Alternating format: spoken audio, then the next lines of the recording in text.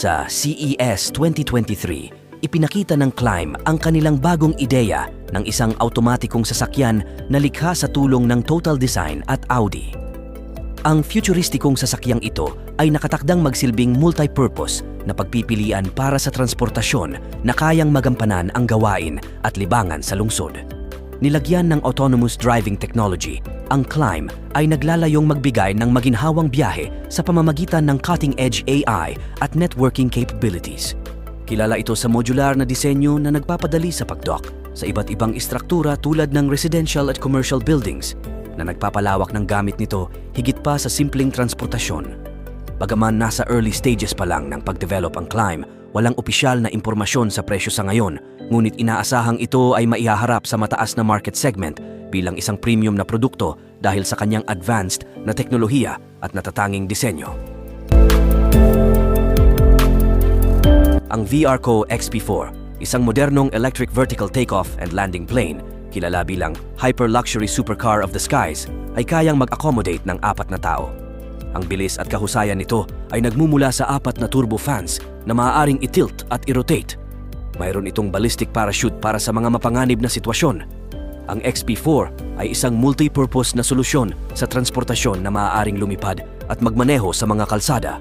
Dagdag na seguridad at flight time ay ibinibigay ng electric power system nito at range extension technology na gumagamit ng hydrogen. Maaari ring i-personalize ang interior ng XP4 upang tugma sa disenyo ng super yacht na ginawa ni Marco Cali, ang Italian designer na nagdisenyo rin ng exterior ng yacht. Ang Colossa Mega Yacht, isang revolusyonaryong kombinasyon ng luho sa dagat at airborne exploration, ay may kasamang isang detachable blimp na tinatawag na Norge 2.0. Ang airship na ito ay maaaring gamitin para sa aerial tours o pangangasiwa sa barko. Ang Mega Yacht ay kayang umabot sa bilis na hanggang 22 knots gamit ang 3 HTS engines, habang ang airship na gawa sa carbon fiber ay kayang umabot sa bilis na hanggang 165 km/h at magtaglay ng hanggang 10 guest cabins. Bukod sa pagiging kagiliw-giliw na architectural, nagbibigay pugay ang Colossa sa makasaysayang Noria airship, ang unang sasakyang nagtawid sa Antarctic ice cap. Ang airship ay kayang magdala ng 10,000 kg na kargamento at mag-accommodate ng 24 na pasahero bukod sa 10 crew members. Ito ay pinapatakbo ng 8 electric engines. Ang kakaibang yate na ito ay isa sa pinakamahalagang mega yachts na nadisenyo na may halos $1 bilyong na halaga. Ang ZG-1 Electric Vertical Takeoff and Landing Aircraft ng Zero Gravity Aircraft Industries ay isang modelo ng multicopter na maaaring magdala ng 2 tao at may autonomous piloting. Ito ay may spherical na fuselage at malalaking bintana. Sa loob ng eroplano, matatagpuan ang mga napakakomportabling upuan na may espesyal na shaped armrests para sa malinis at epektibong paglipad. Ang ZG-1 ay may 6 na electric motors at propellers na pinapatakbo ng mga baterya. Ang oras ng paglipad nito ay mga 25 minuto, ang range nito ay 30 kilometro at ang cruise speed ay 75 km/h. Mayroon itong mga backup mechanism at ballistic parachute para sa proteksyon ng mga pasahero. Ang ZG-1 ay gawa sa carbon fiber composite design, kaya ito ay magaan ngunit matibay. Maaari itong mag-land sa iba't ibang lugar dahil sa maliit nitong sukat, kabilang na ang mga bubong at parking.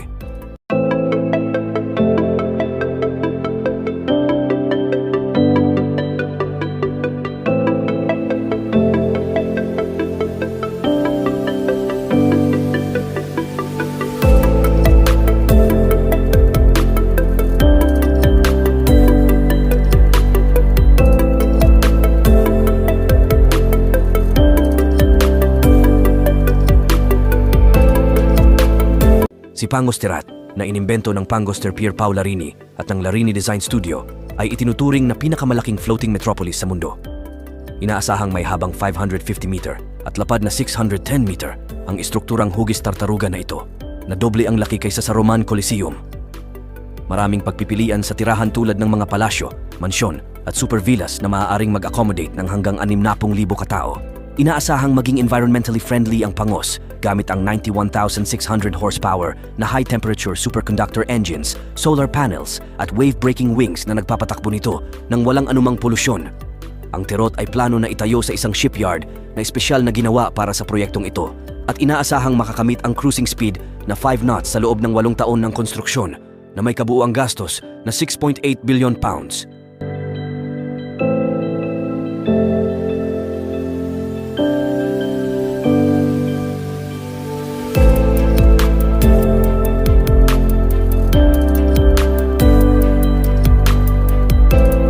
Ang Mercedes EQ Silver Arrow ay isang kahangahangang konseptong sasakyan na nagbibigay pugay sa legendary W125 ng Mercedes mula noong 1937 na namayagpag sa Grand Prix Racing.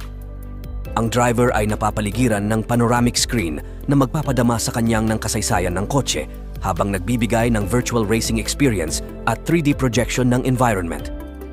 Wala pang opisyal na presyo ang Mercedes EQ Silver Arrow dahil ito ay konsepto lamang na hindi ibinebenta.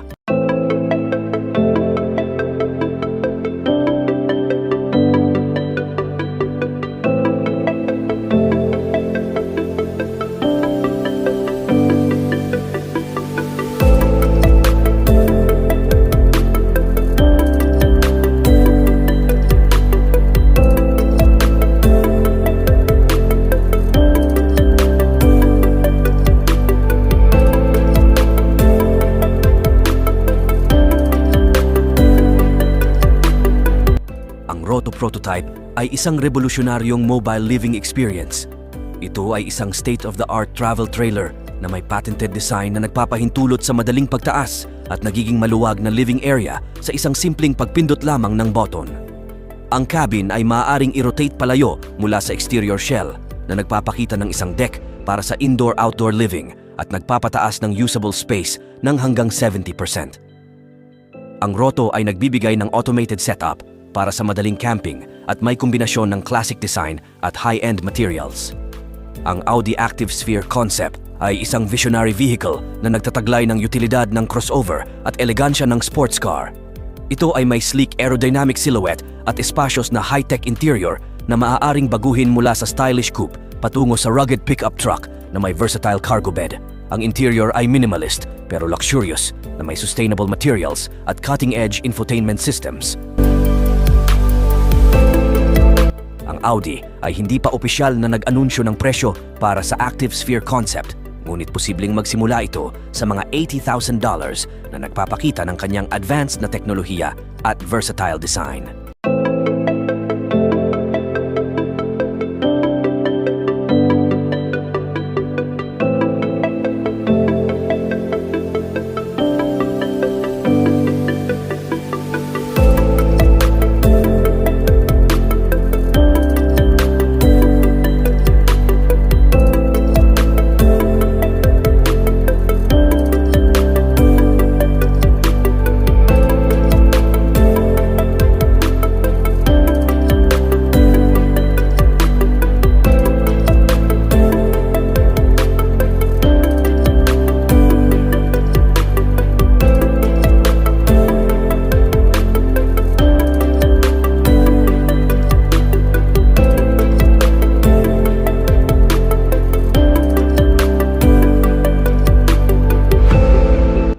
Ang Hitachi Rail Regional Rock Train o Caravaggio ay isang cutting-edge electric multiple unit para sa regional transit.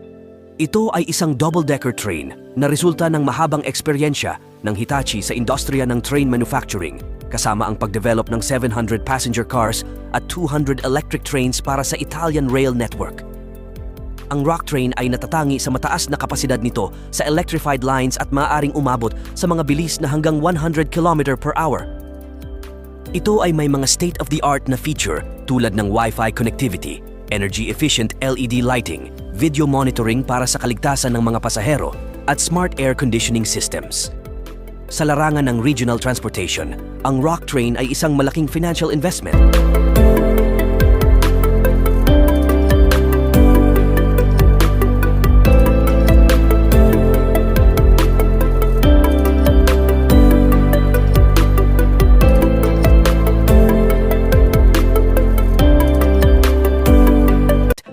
Ang MAGM o Big Bird sa Ingles ay isang hypersonic plane na binuo ni Oscar Vinal, isang industrial designer.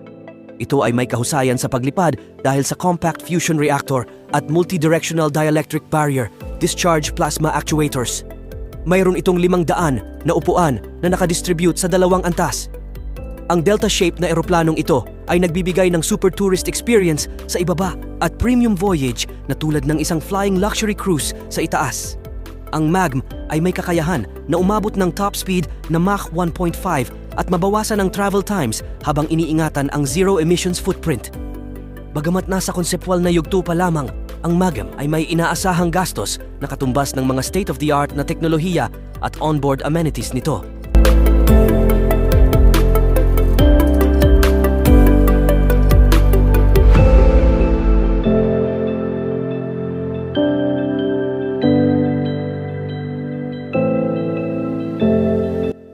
Ang Aircar ay isang advanced electric car na kilala sa kanyang mahusay na range at eleganting mga amenidad. Ito ay karaniwang kinokonekta sa Lucid Motors Lucid Air model na nag-aalok ng kombinasyon ng premium craftsmanship at performance. Ang 2024 Lucid Air ay nagsisimula sa $71,400 at mayroong designer interior, neck-snapping acceleration at pinakamahusay na estimated range sa kanyang segment. Ang FAA kamakailan lamang ay nag-aproba sa flying electric car na ito na ngayon ay available para sa pre-sale sa halagang mga $300,000.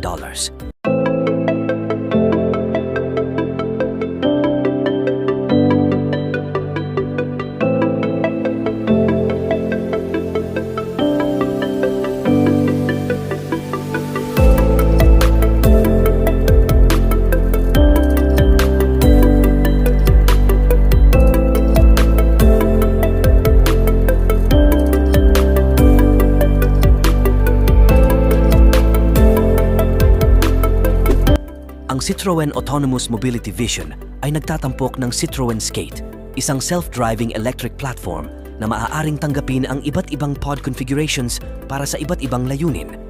Ang Citroën Skate ay tumatakbo sa Level 5 autonomy na nangangahulugang hindi na kailangan ng human involvement. Ang mga presyo para sa Citroën Skate at ang mga pods nito ay hindi pa opisyal na inianunsyo, ngunit inaasahang magpapakita ito ng mga advanced na teknolohiya at mga pagpipilian sa personalisasyon.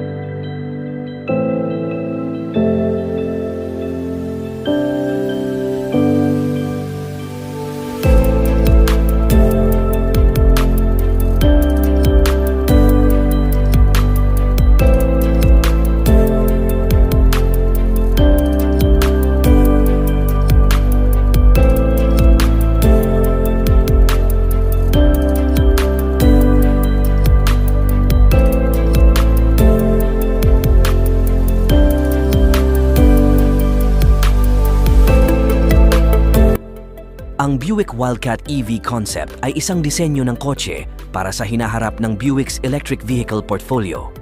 Ang Wildcat EV ay may sleek two-door coupe body form na nagbabalik tanaw sa iconic Wildcat cars ng 1950s. Ipinapakita nito ang isang bagong matapang na disenyo para sa kumpanya at inihayag noong Hunyo 2022. Ibinago ito na may kakayahan na magliwanag at may mga divided shields na may makukulay na swooshes. Ang corporate tree shield insignia ng konsepto ng sasakyan na ito ay nagsisilbing tampok. Ang prototype vehicle na ito ay higit pa sa nakikita sa mata.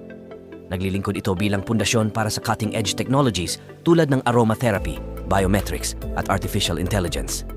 Layunin nito na mapabuti ang karanasan sa pagmamaneho sa pamamagitan ng pagbabago ng mga setting ng sasakyan upang lumikha ng nakaka-relax na atmosfera kapag natuklasan ang pagtaas ng pulse rate ng driver. Contrary sa popular na paniniwala, ang Wildcat EV ay hindi isang electric SUV kundi isang mababang luhang 2+2 coupe na may shark face front fascia. Si Oscar VGS ay nag-isip ng ideya ng isang nuclear-powered supersonic aircraft na tinatawag na Hyper Sting. Ang Hyper Sting ay inaasahang magbabago ng mga biyahe mula London patungong New York sa loob lamang ng 80 minuto. Inaasahang makapagbabago ito ng lubos sa industriya ng aviation. Kayang magtransporta ang eroplano ng 30 hanggang 100 at 70 katao sa isang bilis na hanggang 2,664 miles per hour na halos doble ng bilis ng Concorde. Ang wingspan ng eroplano ay 169 feet at ang haba nito ay 328 feet. Papatakbo ito ng 2 ramjet engines at 4 na hybrid turbojets na pinapatakbo ng Central Cold Fusion Nuclear Reactor ng Hyper Sting. Ngunit ang timetable para sa produksyon ng teknolohiyang ito ay lampas pa sa 2030 at nasa theoretical na yugto pa lamang. Ang presyo ng cutting-edge na eroplanong ito ay nananatiling isang misteryo, ngunit sinuman ang tumingin sa mga blueprint ay makapagsasabi sa iyo na ito ay magiging mahal sa pamamagitan ng pagpapahusay sa efficiency, bilis at state-of-the-art na teknolohiya. Ang Hydrogen Hyperion XP1 ay isang hypercar na nangunguna para sa isang mas sustainable na kinabukasan habang naghuhulma ng bagong landas sa bilis. Ang kahangahangang 0 hanggang 60 hour na pag-akyat ng 2.2 segundo at ang top speed na 221 miles per hour ay ginagawa ang XP1 na isang halimbawa ng mga posibilidad na iniaalok ng hydrogen power. Ang sistemang pangtulak nito ay isang pagpapatibay tungkol sa potensyal ng hydrogen bilang isang environmentally friendly na mapagkukunan ng enerhiya para sa sektor ng kotse at hindi lamang dahil sa kanyang bilis. Ang carbon titanium, monocoque chassis at aerodynamic streamlined profile ay nagbibigay sa XP1 ng isang aesthetic at practical na edge. Ang mataas na boltahe ng fuel cell at axial flux motors ay nagbibigay kakayahan sa sasakyan na ito na hindi lamang magmaneho kundi mag-glide rin. Gayunpaman, ang bagong teknolohiyang ito ay hindi nang walang gastos. Ang limitadong edisyon na masterpiece na Hyperion XP1 ay nagkakahalaga ng halos $2 milyong. Ito ay higit sa isang sasakyan lamang. Ito ay kumakatawan sa nakaraan ng transportasyon at sa potensyal nitong hinaharap.